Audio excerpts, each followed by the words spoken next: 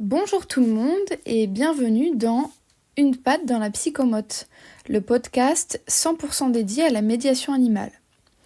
Pour ce nouvel épisode, nous vous proposons de découvrir le parcours de Julie Pedretti, psychologue mais également enseignante au sein de l'ISRP de Vichy.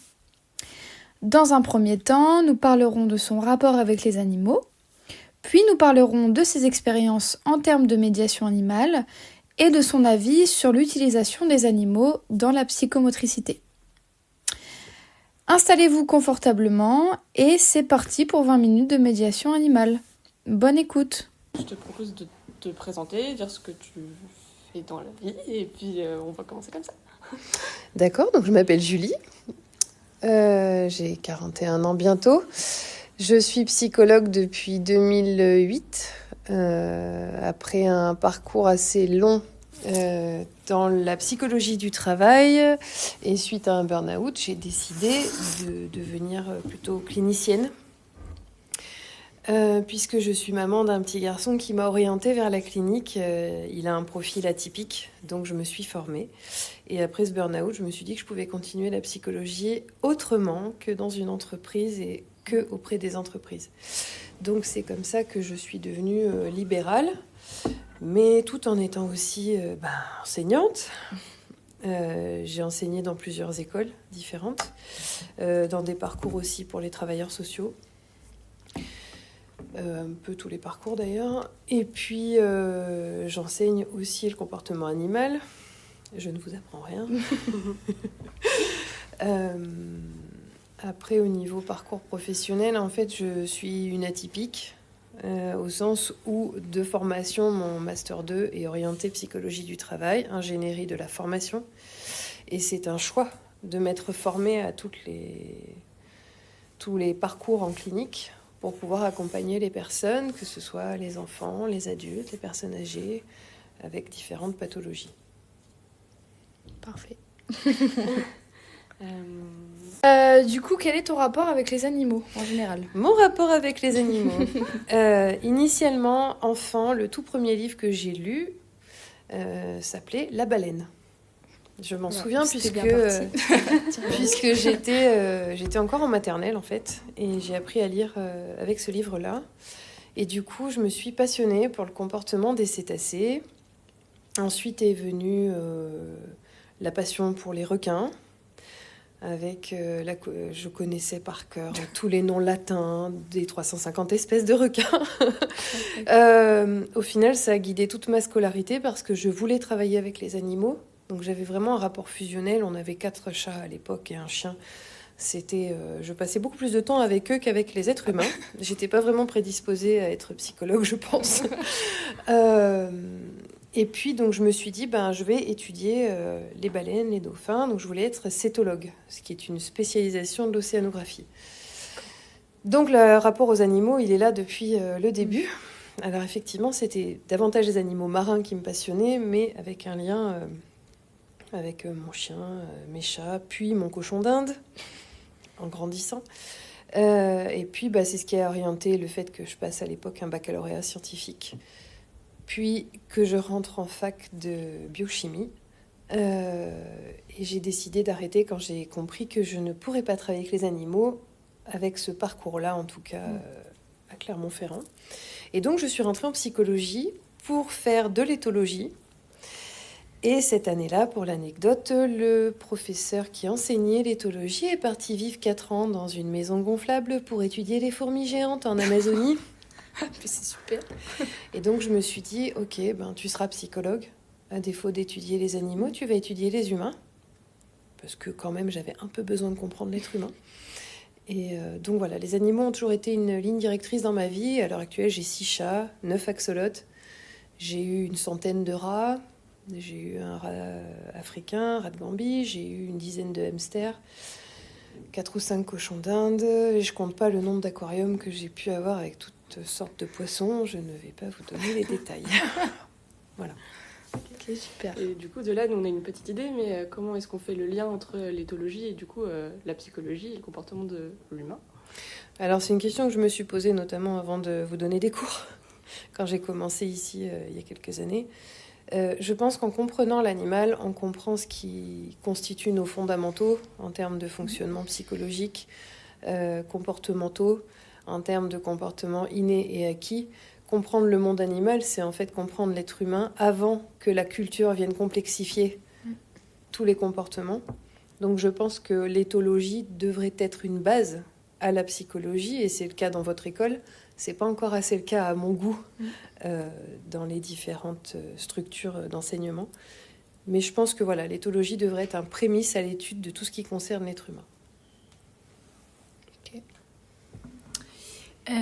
Et du coup, que penses-tu de la médiation animale en psychologie, son utilité? Alors, j'ai souhaité pendant des années passer le DU de médiation animale. Ça n'a pas été possible à cause de mon parcours de vie. Pour autant, je me suis énormément renseignée. Et puis, j'ai beaucoup de copines et de copines psychologues, médecins, gériatres, qui, elles, se sont formées et ont pu financer ce DU. Et je pense que l'animal peut être une voie d'accès pour créer du lien, comme je vous dis en cours souvent, créer l'alliance thérapeutique avec une personne qui est dans une difficulté, quelle qu'elle soit d'ailleurs, avec ou sans pathologie. Et puis, ça va permettre, selon l'animal qu'on choisit, de lui faire travailler un certain nombre de choses, la confiance en soi, l'affirmation de soi, l'estime de soi, mais aussi on va travailler le côté affectif, le fait de caresser un animal, par exemple, on sait qu'il y a un aspect apaisant. Je ne vais pas vous refaire la ronron-thérapie avec le chat, clairement. Voilà, le cochon d'Inde, on va venir le brosser, donc on va travailler la motricité, on va travailler le rapport à l'animal et donc le rapport entre humains. Donc pour moi, en psychologie, la médiation animale, j'espère que dans les années à venir, ça va d'autant plus se diffuser. Est-ce que tu vois, par rapport à la médiation, des risques et des vertus, enfin des avantages et des inconvénients qui seraient notables? Ce que j'ai pu voir dans tous les échanges que j'ai eus avec mes amis du coup qui sont dans des métiers approchants et en termes de risques, c'est la blessure de l'animal. Quand on parle de cochon d'Inde, par exemple, j'ai une amie qui travaille en EHPAD avec ses 3 cochons d'Inde. Bon, il y en a certains qui sont tombés des tables, hein, ça arrive. Le risque, c'est, je pense, de mal choisir l'animal au départ quand on est professionnel, par contre. Pour moi, c'est pas n'importe lequel, par exemple, de mes chats que je prendrai en médiation, clairement. Ça va dépendre du caractère de l'animal, la manière dont il s'est construit, est-ce qu'il a été traumatisé avant ou pas, quel est son lien à l'humain, quel est son lien aux autres animaux.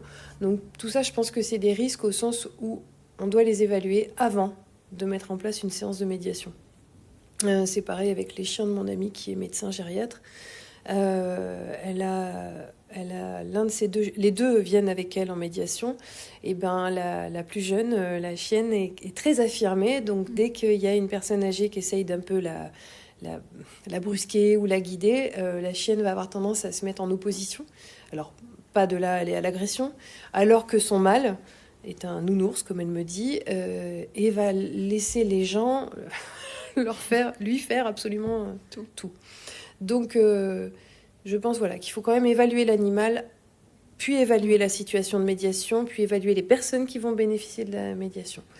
Les vertus, pour moi, c'est ce que je disais tout à l'heure, c'est qu'on va, avec des personnes qui peuvent être en grande détresse émotionnelle, favoriser la connexion en fait, avec l'animal.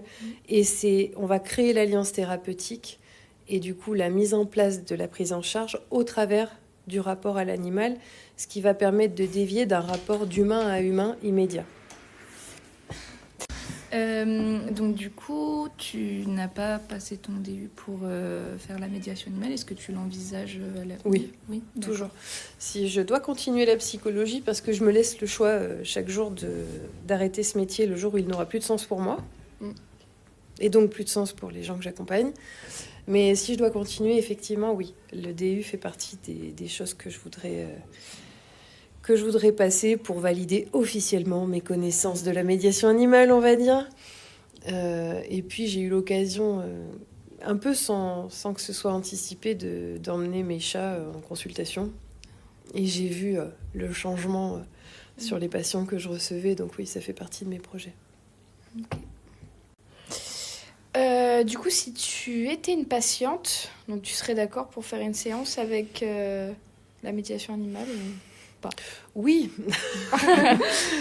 Je pense savais la réponse. Voilà, c'était facile à anticiper. En tant que patiente, enfin, je le vois quand je rencontre des médecins ou d'autres, ça m'est arrivé de faire des thérapies pour moi.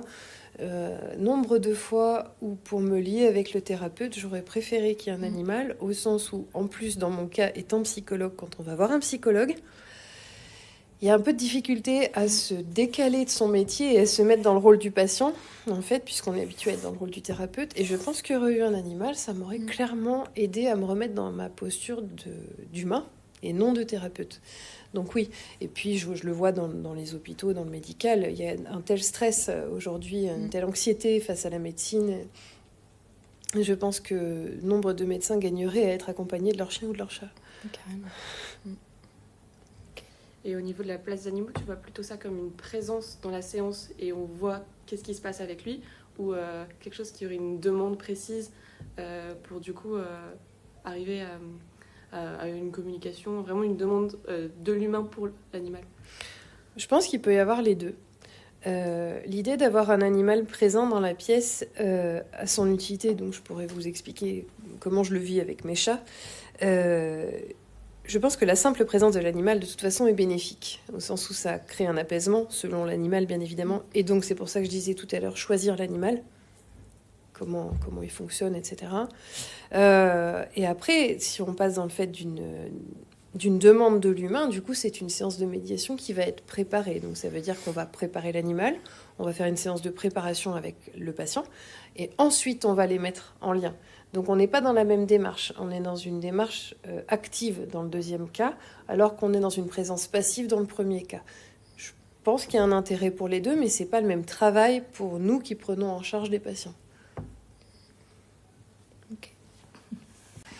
Bien, est-ce que tu as une anecdote avec la médiation animale ? Oui. Alors j'en ai deux au moins à vous raconter en psychologie. La première, j'avais encore un bureau puisqu'actuellement je travaille uniquement en visio. Un matin, j'ai eu l'intelligence d'ouvrir les fenêtres pour aérer et mon plus gros chat est tombé par le balcon. Et donc après 1h30 à le chercher, je l'ai trouvé à 8h-5 avant le départ à l'école et donc au bureau. Ayant tellement peur qu'il se soit fait mal, je me suis dit tant pis, je l'emmène au bureau. C'est le plus doux des chats que j'ai pu rencontrer dans ma vie. 8 kilos d'amour et de bienveillance. Une forme de Bouddha incarné en chat. Voilà. Pour vous faire un dessin, par contre, c'est un chat noir. Et ça a son importance. Donc, je l'ai emmené au bureau avec moi. Ce jour-là, j'avais 10 heures de consultation. Et il a décidé, à chaque patient, de monter sur les genoux du patient. Et de ronronner, puisque c'est un chat qui a besoin de beaucoup de câlins.